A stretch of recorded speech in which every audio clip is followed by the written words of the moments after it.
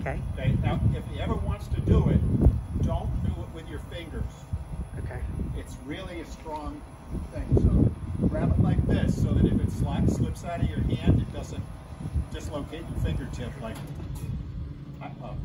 Dan, shut up. Oh, well.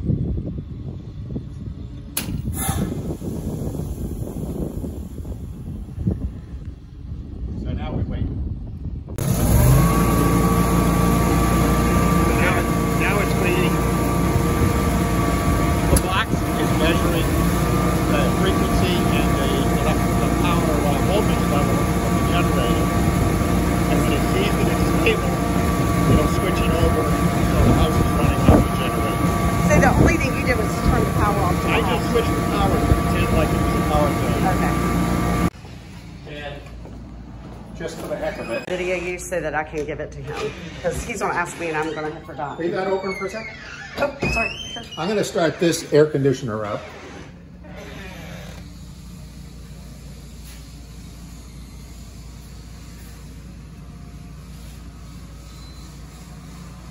Nice. And the air conditioner's running. We could turn on some burgers and things like that. Yeah, but it runs, it's nice. But I can't warn enough about those breakers. That's a 200 amp breaker. It's got a heavy spring on it. I dislocated my fingertip. I used to be an electrical engineer. Oh, wow. And I got sloppy one day flipping a breaker switch. Yeah. Hey.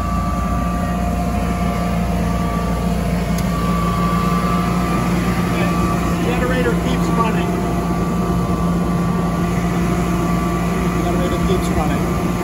And it'll switch over to the house, but the generator will continue to run for a little bit. So if you watch, okay, you just heard it? Yeah.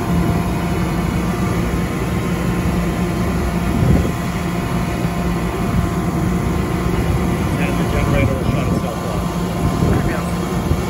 So, is that little glitch right there on that shingle? Yes, they do. They're coming this afternoon, depending on lightning. Yes. They came yesterday and it started to flash, so they drove away. Uh-oh. But they're trying to get in and fix that, and there's another one on the other side of the house that they're going to do the same thing, so they're going to lay those down. The way it works, typically what happens is that people flush everything into the sewers and the drains. They go to some place and there's a gigantic grinder pump that grinds up thousands of homes, hundreds of thousands of homes. Here, what they do is they put one in every house. Okay. So it takes a load off the main system. That's another reason for having the generator, is that you want your grinder pump to keep running. Yeah. When it runs. And so that's another thing that you get preventive maintenance on. Okay. They don't break. Typically, they're 20-year kind of machines. But anyway, that's QELP, I think, out of Carolina Beach. Okay. Takes care of that. And where's the grinder pump? Is that? The grinder pump's on the other side. Okay. Is that what that light is for? Yes, that's what that light is for. It tells you that your grinder pump alarm is going, and it makes it like a piercing tone when it. And how often do you get that maintenance? That's like every 4 years, I think, something like that. We haven't had that done for maybe 2-3 years. Okay. So it's probably about time to get that done. Yeah, maybe. It's cheap. Yeah. It's good prevention. Okay. Awesome. Rather than in the garage, even though there's a little stand there. In the wintertime, it's fine, but when it's summer and hot, I like to keep it in.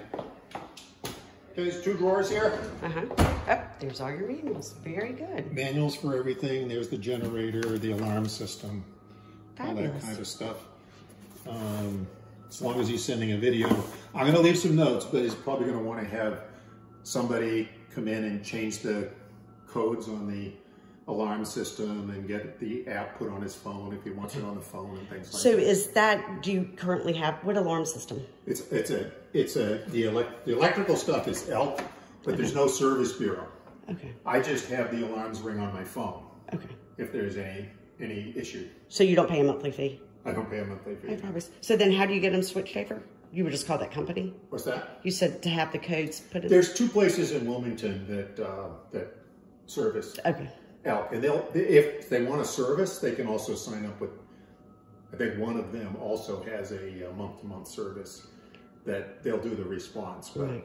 But if not, then how do you get it to your phone and all that?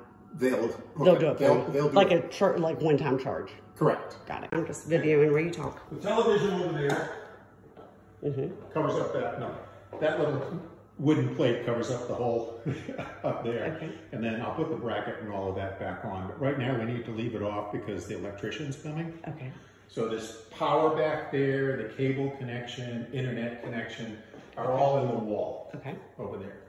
And these speakers, the surround sound speakers, and you'll notice there's speakers in several other rooms, like in the bathrooms and over in that little breakfast nook. There are speakers. All those cables come over here.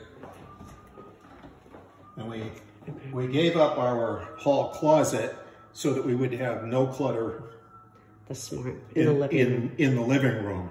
So everything comes over into here, and this stays. Okay, fabulous. Because nobody wants to reconnect all those speakers to the right places and check them all out. So this will just stay in place, and I'll leave the name of the service right up the street, Landmark.